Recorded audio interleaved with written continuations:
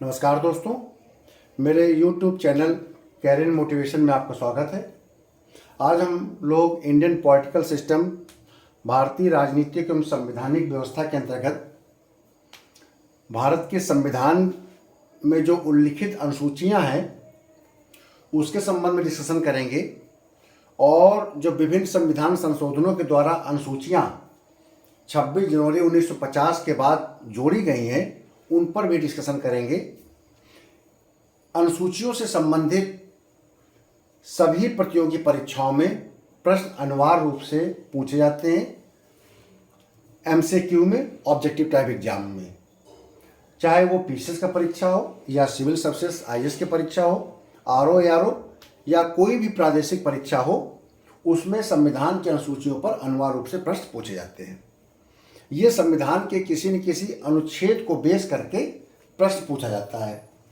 जो भारत के मूल संविधान है, भारत के मूल संविधान में केवल 8 अनुसूचियों का उल्लेख है। अनुसूचियां एक प्रकार की परिशिष्टियां होती हैं, जैसे कि किसी पुस्तक या किसी अध्याय के बाद में कुछ शेड्यूल को या कुछ परिशिष्टियां जोड़ दिया जाता है, या हम कहें कि जिनको हम विभिन्न अनुच्छेदों में जिसका वर्णन न करके किसी एक अनुच्छेद के अंतर्गत उसका विस्तार से वर्णन कर दिया जाए तो उसको हम परिशिष्ट का रूप दे देते हैं, अनुसूचियों का रूप दे देते हैं। ठीक, जिसका आप विस्तार से वर्णन करना होता है, एक चैप्टर के रूप में वर्णन करना होता है, तो उसको अनुच्छेद के अनुसार, आर्टिकल के अनुसार उसका वर्णन न करके उसको एक अध्याय के रूप में किसी अनुसूची का पार्ट बना दिया जाता है। तो इसलिए भारत के संविधान में ऐसे 8 अनुसूचियां थीं, लेकिन संविधान के लागू होने के बाद 4 अनुसूचियां और जोड़ी गई। ये 4 अनुसूचियां जो जोड़ी गई उसको मैंने देखिए स्क्रीन में ऊपर लिख रखा है। पहली अनुसूची यानी कि 9वीं अनुसूची फर्स्ट कॉन्स्टिट्यूशनल अमेंडमेंट के अंतर्गत 1991 में जोड़ दी गई थी, जिसको हमने 9वीं अनुसूची कहा। 8 अनुसूचियां मूल संविधान में उल्लेख है और 9वीं अनुसूची को हमने जोड़ा पहला संविधान संशोधन के द्वारा 1951। इसके अंतर्गत भूमि सुधार संबंधी कानून जोड़े गए और ये लगभग 284 विषय थे। ठीक है, फिर 52वें संविधान संशोधन द्वारा 10वीं अनुसूची जोड़ी गई 1985 में। 73वें संविधान संशोधन द्वारा 11वीं अनुसूची और 74वें संविधान संशोधन द्वारा 12वीं अनुसूची 1992 में जोड़ी गई। तो ये ऑब्जेक्टिव टाइप क्वेश्चन आपका आएगा कि फर्स्ट क्वेश्चन पूछेगा कि 9वीं अनुसूची कब जोड़ी गई, तो आप लिखेंगे प्रथम संविधान संशोधन 1951 द्वारा। क्वेश्चन पूछेगा कि 73वां संविधान संशोधन के द्वारा कौन सी अनुसूची जोड़ी गई, तो आप 11वीं अनुसूची बोलेंगे। पेपर में आ सकता है 11वीं अनुसूची किस संविधान संशोधन के द्वारा जोड़ी गई, तब आप 73वें संविधान संशोधन द्वारा बोलेंगे। इस प्रकार से किसी भी प्रकार से एमसीक्यू क्वेश्चन बना सकता है। पूछ सकता है कि 12वां जो अनुसूची है, 12th शेड्यूल है, वो किस संविधान संशोधन द्वारा जोड़ा गया, 74वें संविधान संशोधन जोड़ा गया। किस सन में जोड़ा गया, 1992 में जोड़ा गया। या भी पूछ सकता है कि 12वीं अनुसूची किससे संबंधित है, तो आपको बताना होगा नगर पालिका संबंधित है। नीचे मैंने इन्हीं सब के बारे में विस्तार से वर्णन किया है। इस स्क्रीन में जो मैंने उल्लेख किया है, ये उल्लेख करने का मेरा मकसद ये है कि जब मैं इसके बारे में आपसे डिस्कशन करूं तो कम से कम 100 क्वेश्चंस एमसीक्यू के लगभग 100 से अधिक क्वेश्चन एक वीडियो में या एक टॉपिक में मैं आपके सॉल्व करा सकूं। ठीक है, और ये बता सकूं कि टेक्निकली किस प्रकार से क्वेश्चन पूछा जा सकता है।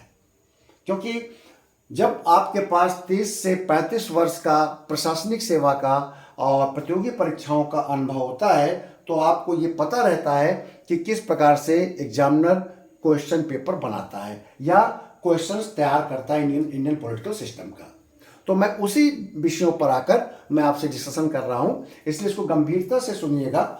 मैटर तो आपको लगेगा कि सामान्य है और ये हर प्रतियोगी परीक्षा की किताबों में मिल जाता है, लेकिन सबसे महत्वपूर्ण बात है जो टेक्निकल टेक्निकली किस प्रकार से प्रश्न पूछे जाते हैं और कैसे माइनर अंतर कर दिया जाता है, माइनर डिफरेंस करके क्वेश्चन की प्रकृति को बदलकर क्वेश्चन पूछ दिया जाता है और स्टूडेंट्स, अभ्यर्थी उसका जो विकल्प है वो गलत टिक कराता है। ठीक है, अब आता है हम कितनी अनुसूचियां हैं। जैसे हमने आपको बताया हमारे संविधान में वर्तमान में 12 अनुसूचियां हैं। 8 अनुसूचियां मूल संविधान में थी, 4 अनुसूचियां बाद में जोड़ी गई। अब हम डिस्कशन करते हैं 1 से 12 तक की अनुसूची के बारे में। प्रथम अनुसूची में हमारे देश के राज्य और संघ शासित प्रदेशों का उल्लेख है। दिमाग में रखिएगा, first schedule state and union territory है। ठीक, हमारे देश की या संविधान की या किसी चीज की शुरुआत होती है राज्य और उसके संघ राज्य क्षेत्रों से। तो फर्स्ट शेड्यूल संघ एवं राज्य क्षेत्रों से। और आपको पता होना चाहिए हमारे देश में 28 राज्य 8 संघ शासित प्रदेश है। क्वेश्चन पूछ भी सकता है कि वर्तमान में कितने राज्य हैं। ठीक है, सेकेंड अनुसूची जो भारत के पदाधिकारी हैं, जो भारत के महत्वपूर्ण या मुख्य पदाधिकारी हैं, उनकी सैलरी, अलाउंसेस और पेंशन का उल्लेख किया गया है। उनकी सैलरी कितनी बनेगी, उनके वेतन के बारे में और वेतन के बारे में, भत्तों के बारे में और पेंशन के बारे में। ऑब्जेक्टिव टाइप क्वेश्चन में आपको गुमराह कर देगा एग्जामिनर, तो आप थोड़ा से ध्यान रखिएगा कि इन मुख्य प्राधिकारियों में शामिल किसे कहते हैं। थोड़ा सा दिमाग में इस बात को रख लीजिएगा कि सबसे सर्वोच्च अधिकारी कौन है, राष्ट्रपति। तो राष्ट्रपति होगा। राज्य का सर्वोच्च अधिकारी कौन है, राज्यपाल। तो राष्ट्रपति और राज्यपाल के वेतन, भत्ते, पेंशन का उल्लेख। उसके बाद सदन के जो सभापति या उपसभापति हैं। अब जैसे सदन आएगा, सदन को हम ये कह सकते हैं पार्लियामेंट के और स्टेट लेजिस्लेटिव विधानमंडल के, राज्य विधानमंडल और संघ की जो संसद है उसके सभापति, उपसभापति का वेतन, भत्ता, पेंशन। अब इसमें कौन आ गया, लोकसभा का सभापति यानी कि स्पीकर और डिप्टी स्पीकर, राज्यसभा का सभापति, उपसभापति, चेयरमैन और डिप्टी चेयरमैन। ठीक, ऐसे ही प्रत्येक राज्य का विधानमंडल, प्रत्येक राज्य के विधानमंडल में क्या होता है, विधानसभाएं। हर राज्य में विधानसभाएं हैं, तो विधानसभा के अध्यक्ष और उपाध्यक्ष। जिन राज्यों में विधान परिषदें हैं तो उन राज्यों के विधान परिषद के सभापति, उपसभापति, ये आ गए मुख्य प्राधिकारी के रूप में। तो ये कॉन्सेप्ट क्लियर हो गया कि भारत का राष्ट्रपति नंबर 1, राज्यों का मुखिया राज्यपाल नंबर 2, संघ का पार्लियामेंट नंबर 3 और राज्यों के विधानमंडल, विधानसभा, विधान परिषद नंबर 4, इनके सभापति, उपसभापति सभी के, ये आ गए प्रमुख प्राधिकारियों में। इसके बाद आता है सुप्रीम कोर्ट, हाई कोर्ट, इसके सभी न्यायाधीश। और फिर आता है नियंत्रक एवं महालेखा परीक्षक, सीएजी। इतने लोगों का वेतन, भत्ते और पेंशन का उल्लेख द्वितीय अनुसूची में, सेकंड शेड्यूल में। फर्स्ट शेड्यूल में क्या है, राज्यों का उल्लेख, यूनियन टेरिटरी। सेकंड शेड्यूल में क्या है, सैलरी। किसकी सैलरी, हमने आपको बता दिया। अब आएगा, अब आप सोचेंगे कि इसको इतनी गंभीरता से पढ़ने और समझने, याद करने का क्या मतलब है। हम केवल इतना ही कह सकते हैं कि सेकेंड शेड्यूल में वेतन, भत्ते, पेंशन आते हैं जो भी भारत के मुख्य प्राधिकारी हैं।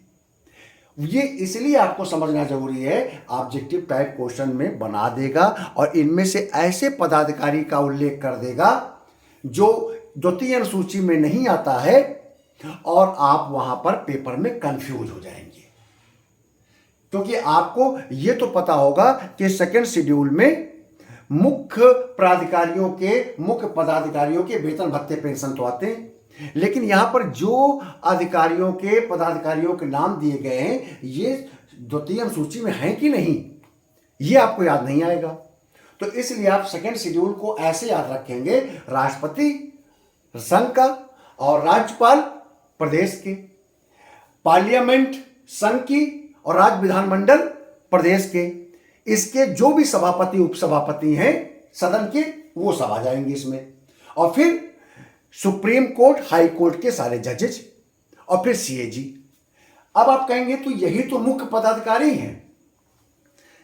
यही तो मुख्य पदाधिकारी है। तो इसमें याद ना भी करें तो भी हम वहां पर, अब पेपर में ऑब्जेक्टिव टाइप क्वेश्चन आ जाएगा तो हमें याद आ जाएगा। अब आपको मैं जो आपको पेपर में कंफ्यूज कर सकता है उसके बारे में डिस्कशन कर रहा हूं। मान लीजिए आ गया भारत का मुख्य निर्वाचन आयुक्त।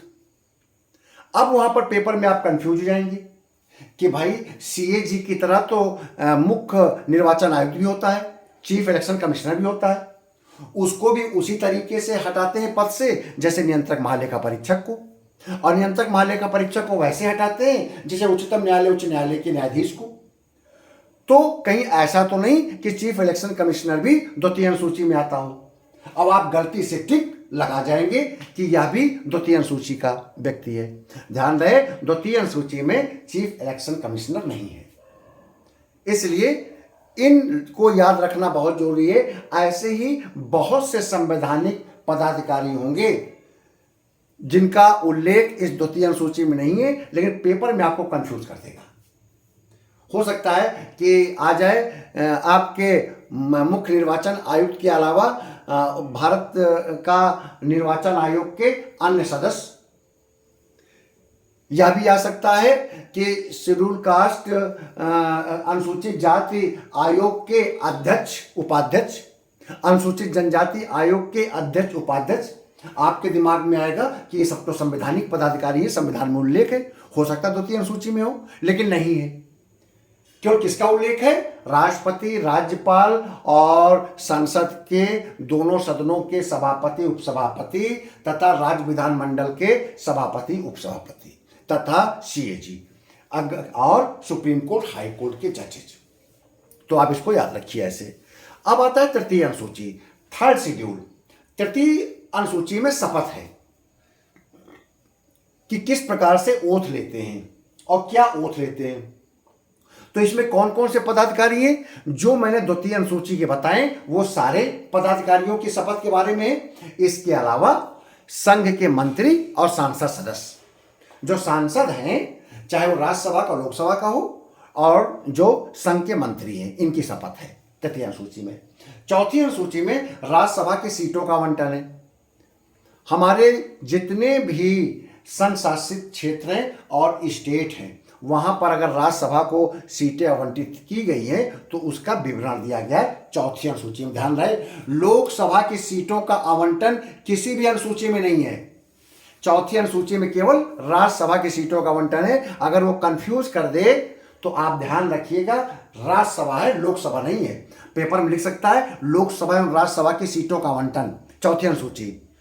तो चौथी अनुसूची में केवल राज्यसभा सीटों का आवंटन है, लोकसभा की सीटों का आवंटन किसी भी अनुसूची में नहीं है। ठीक, अब राज्यसभा की सीटों का कितना आवंटन में कितनी कितनी सीटें मैंने स्क्रीन में लिख रखा है, आप उसको देख लीजिएगा और नोट कर लीजिएगा। और बढ़ते से छोटे क्रम में स्टेट वाइज आप नोट्स बनाइएगा और उसी के अनुरूप याद करिएगा।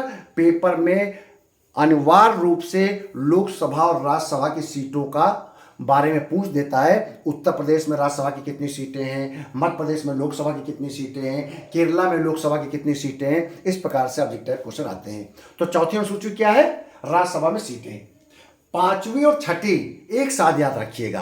पांचवी अनुसूची में शेड्यूल्ड एरिया जनजाति क्षेत्रों के प्रशासन नियंत्रण के बारे में उल्लेख है।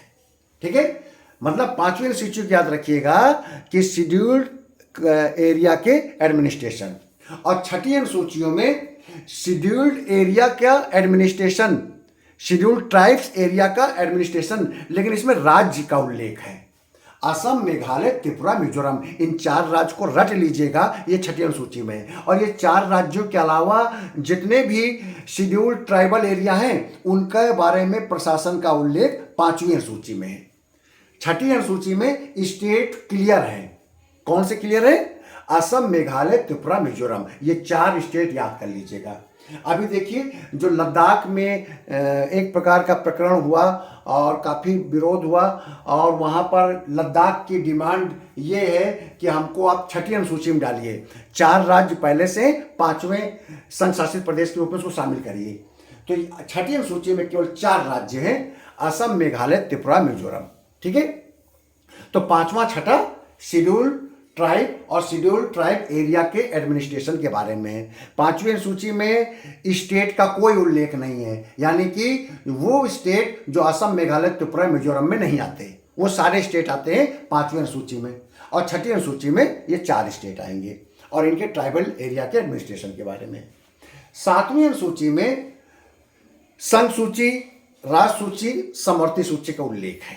मैंने आपको केंद्र राज्य संबंध के जो वीडियो बनाए हैं उसको आप सुनिएगा, मेरे प्लेलिस्ट में जाइएगा पॉलिटी के, उसमें सारे वीडियोज टॉपिक वाइज पड़े हुए हैं। उसमें मैंने 7वीं अनुसूची के केंद्र राज्य संबंध का विस्तार से डिस्कशन किया है। फिर भी मैं बता दूं, भारत के संविधान के अनुच्छेद 249 के में 3 सूचियों का उल्लेख किया गया है। एक तो संघ सूची 97 विषय हैं, वर्तमान में 100। राज्य सूची में 66 विषय थे जब संविधान बना था, वर्तमान में 61 विषय हैं। समवर्ती सूची में 47 विषय थे जब संविधान का निर्माण हुआ और वर्तमान में 52 विषय हैं। संघ सूची पर केंद्र कानून बनाती है, यानी कि संसद कानून बनाती है। राज्य सूची पर विधानसभा, विधानमंडल कानून बनाती है और समवर्ती सूची पर संसद और विधानमंडल दोनों कानून बना सकते हैं। और अगर विरोध होता है दोनों कानून में, कंट्रडिक्शन आता है कानून में, तो फिर केंद्र का कानून मान्य होगा। ठीक, तो 7वीं अनुसूची ये आपका केंद्र राज्य संबंधों पर डिस्कशन करता है। पेपर में पूछ देगा कि जो आपकी संघ सूची, समवर्ती सूची, राज्य सूची है वो किस अनुसूची के अंतर्गत है, तो 7वीं अनुसूची में है। अब आता है 8वीं अनुसूची, आएगा कि भारत में जो भाषाएं हमारे संविधान में स्थान प्राप्त किया है वो किस अनुसूची में है, तो 8वीं अनुसूची में।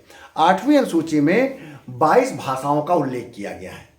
पेपर में पूछेगा कि मूल संविधान में कितनी भाषाएं थी, तो आप बताएंगे 14 भाषाएं थी। पेपर में आएगा 14, 18, 20, 22। आपके दिमाग में आ जाएगा कि हमने तो 22 पढ़ रखा है, तो जब मूल संविधान आए तो 14 में टिक लगाएंगे। जब यह आ जाए कि वर्तमान में कुल कितनी भाषाएं हैं संविधान के अंतर्गत, अब आ जाएगा 14, 18, 20, 22, तब आप 22 पे टिक लगा देंगे क्योंकि वर्तमान में 22 है। पेपर में आ जाएगा कि जो भाषाएं हैं संविधान में, जिन भाषाओं का उल्लेख किया गया है वो किस अनुसूची में है, तो आप उल्लेख करेंगे 8वीं अनुसूची। फिर आएगा कि मूल संविधान में 14 भाषाएं थी, उसके पश्चात 15वीं भाषा के रूप में किस भाषा को शामिल किया गया था, तो आप बोलेंगे सिंधी भाषा। क्वेश्चन पूछेगा किस संविधान संशोधन के द्वारा सिंधी भाषा को संविधान में जोड़ा गया, तो आप कहेंगे 21वें संविधान संशोधन के द्वारा 15वीं भाषा के रूप में जोड़ा गया। 1967 में क्वेश्चन पूछेगा सिंधी भाषा को भारतीय संविधान में किस सन में जोड़ा गया, तो आप कहेंगे 1967 में। यानी कि मल्टीपल क्वेश्चन, जो आपके टाइप का क्वेश्चन होता है, मल्टीपल टाइप का क्वेश्चन, वो किसी भी रूप में पूछ सकता है। अगला क्वेश्चन पूछ सकता है कि कोंकणी, नेपाली, मणिपुरी ये 3 भाषाएं किस संविधान संशोधन द्वारा जोड़ी गई, तो 71वें संविधान संशोधन द्वारा जोड़ी गई 1992 में।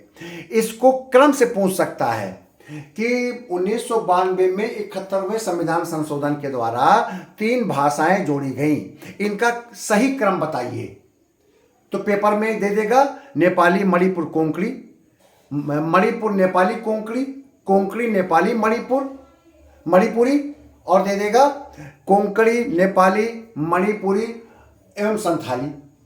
तो आपका जो सही क्रम है वह भी परीक्षा के दृष्टिकोण से बहुत महत्वपूर्ण होता है, इसलिए आप याद करके रखिएगा क्रम। अगर 71वें संविधान संशोधन 1992 के द्वारा कौन सी भाषाएं जोड़ी गई उनको सही क्रम में बताइए, तो आपको याद रखना होगा कोंकणी, नेपाली, मणिपुरी। ठीक है, इसी क्रम में संविधान संशोधन करके जोड़ा गया है, क्रम भी पूछता है।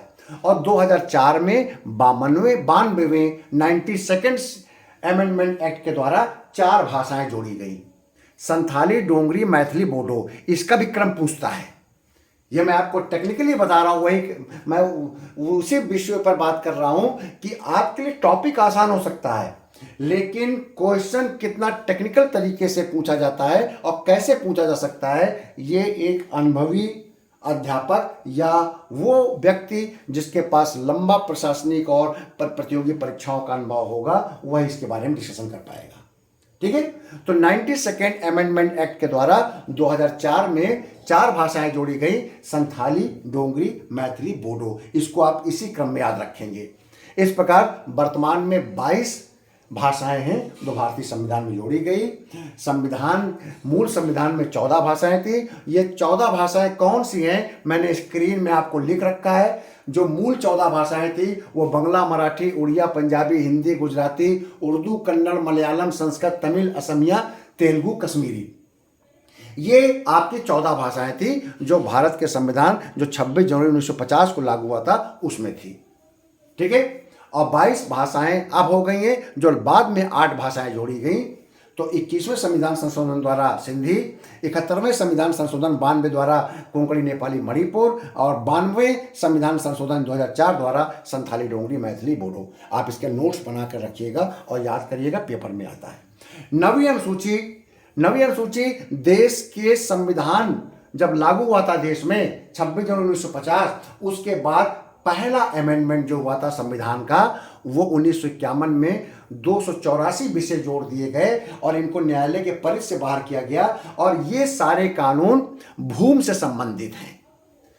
नवीं अनुसूची में भूमि से संबंधित कानून को ये कहते हुए उल्लेख किया गया कि इसमें इनको न्यायालय में चुनौती नहीं दी जा सकती।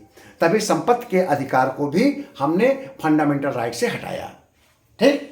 तो नवीं अनुसूची जो है वो 1951 में शामिल की गई और भूमि संबंधित है। 10वीं अनुसूची दल बदल कानून का उल्लेख करता है। दल बदल कानून के बारे में मैंने ऊपर देखिए बताया है। 52वें संविधान बहुत पेपर पूछता है कि एंटी डिफेक्शन लॉ, दल बदल कानून किस संविधान संशोधन के द्वारा और किस सन में आया था। तो 52वां संविधान संशोधन 1985 द्वारा। इसमें था क्या? इसमें यह था कि यदि कोई भी सांसद हो, विधानसभा का सदस्य हो या पार्लियामेंट का सदस्य हो, यदि अपने राजनीतिक दल, जिस दल से संबंधित वो सदस्य है, यदि वह अपने दल के आदेशों का पालन नहीं करता है या उनके आदेशों के विरुद्ध वोट डालता है किसी अन्य पार्टी को, या वह स्वेच्छा से इस्तीफा दे देता है राजनीतिक पार्टी से, तो ऐसा सदस्य एंटी डिफेक्शन लॉ से ग्रसित हो जाएगा और वो संसद या विधानसभा का सदस्य नहीं रहेगा।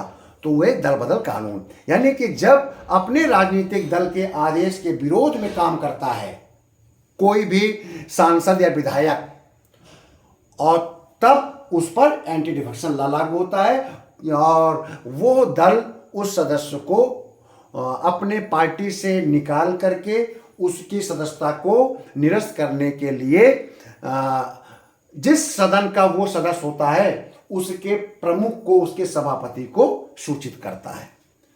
ठीक है। लेकिन दल बदल विधेयक कानून तब लागू नहीं होता है जब किसी भी दल के 2/3 सदस्य बहुमत के साथ, यानी कि 2/3 सदस्य या तो किसी पार्टी में अन्य राजनीतिक दल में शामिल हो जाए या किसी अन्य राजनीतिक दल में शामिल होकर अपना एक गुट बना ले और गुट के रूप में उस सदन के अध्यक्ष से मान्यता की डिमांड कर ले, या 2/3 सदस्य किसी पार्टी को तोड़कर एक नया राजनीतिक दल बना ले, तो उस दशा में दल बदल कानून लागू नहीं होगा। यानी कि यदि आप कोई भी पार्टी के सदस्य एंटी डिफेक्शन लॉ से बचना चाहते हैं तो कम से कम 2/3 सदस्य उस दल से अगर अलग होकर एक गुट बनाएंगे, ग्रुप बनाएंगे या राजनीतिक दल बनाएंगे, या 2/3 सदस्य मिलकर किसी अन्य राजनीतिक दल में शामिल हो जाएंगे तो दल बदल कानून लागू नहीं होगा। एक प्रश्न अनिवार्य रूप से पूछा जाता है कि दल बदल कानून के अंतर्गत संसद का सदस्य या राज्य विधानमंडल का सदस्य के रूप में अयोग्य हो गया है अथवा नहीं, इसका अंतिम निर्णय उस सदन का अध्यक्ष लेगा जिस सदन का वो व्यक्ति या वो सांसद या विधायक सदस्य है। यदि वो व्यक्ति लोकसभा का सदस्य है तो लोकसभा का अध्यक्ष निर्णय लेगा। यदि वह व्यक्ति राज्यसभा का सदस्य है तो उस पर दल विदल का कानून लागू होता है कि नहीं है, वो सदस्य के लिए अयोग्य है कि नहीं है, इसका निर्णय राज्यसभा का सभापति लेगा, यानी कि उपराष्ट्रपति महोदय लेंगे। ठीक, तो दल बदल कानून को हमने सुप्रीम कोर्ट के से यानी कि न्यायालय से अलग रखते हुए कहा है कि इसका निर्णय हमेशा सदन का अध्यक्ष लेगा। पेपर में आ जाए तो लिख दीजिएगा। 11वीं अनुसूची और 12वीं अनुसूची को हमने 1992 में 73वें और 74वें संविधान संशोधन अधिनियम के द्वारा जोड़ा गया, जिसे हम पंचायती राज संस्थाएं, नगर पालिका संस्थाएं कहते हैं। इसके बाद इसके विस्तार के बारे में हम निर्णय इसलिए नहीं करेंगे, डिस्कशन इसलिए नहीं करेंगे, इस पर चर्चा इसलिए नहीं करेंगे 11वीं अनुसूची 12वीं अनुसूची के बारे में, चूंकि इस पर विस्तार से वीडियो बनाया जा चुका है। 73वें संविधान संशोधन, 74वें संविधान संशोधन, और इस पर 25-25 मिनट के 2-3 वीडियो बने हुए हैं। आप मेरे प्लेलिस्ट में जाइए, वीडियो जो आपकी इंडियन पॉलिटी और कॉन्स्टिट्यूशन संबंधी है, मेरे YouTube channel career and motivation में आपको ये वीडियो मिल जाएंगे। और 11वीं अनुसूची 12वीं अनुसूची के विषय पंचायती राज संस्थाएं और नगर पालिकाओं पर आपका विस्तार से चर्चा होगी उन पर। ठीक है, तो आपको मुझे पूरा विश्वास है कि आपको संविधान की अनुसूची के बारे में जानकारी अच्छी लगी होगी। और भाषाओं के बारे में यह भी बता दें कि विश्व में सबसे ज़्यादा जो भाषा बोली जाती है वो मैंडरिन है, यानी कि चाइनीज़ भाषा है जो सबसे अधिक बोली जाती है। आप कंफ्यूज मत होइएगा कि अंग्रेजी सबसे अधिक ज़्यादा बोली जाती है, बल्कि कौन सी भाषा बोली जाती है? मैंडरिन। अंग्रेजी नंबर 2 पे आती है, नंबर 3 में स्पेनिश है, नंबर 4 पे हिंदी है। तो विश्व में सबसे अधिक भाषा जो बोली जाती है वो मैंडरिन है। और राजभाषा का उल्लेख भारत के संविधान के अनुच्छेद 343 में, जिसमें कहा गया है कि संघ की एक राजभाषा होगी, वो हिंदी है और उसकी लिपि देवनागरी है। तो आप सोचेंगे तो इंग्लिश का प्रयोग कैसे? उसमें लिखा गया था कि 15 वर्षों तक अंग्रेजी में काम करने का अधिकार रहेगा, उसके बाद आप उसे हिंदी को प्रमुखता से आप दे सकते हैं। इसलिए हमारे भारतीय संविधान में ये लिख दिया गया है कि राजभाषा हिंदी होगी और उसकी लिपि देवनागरी है। तो मुझे पूरा विश्वास है कि आपको मेरा वीडियो अच्छा लगा होगा। अगर अच्छा लगा है तो लाइक करिए, सब्सक्राइब करिए और ज़रूरतमंद लोगों को इस तक पहुंचाइए, मेरी वीडियो तक, मेरे चैनल तक। ये चैनल पूर्णतः निःशुल्क है और ज़रूरतमंदों के लिए है। बहुत बहुत धन्यवाद।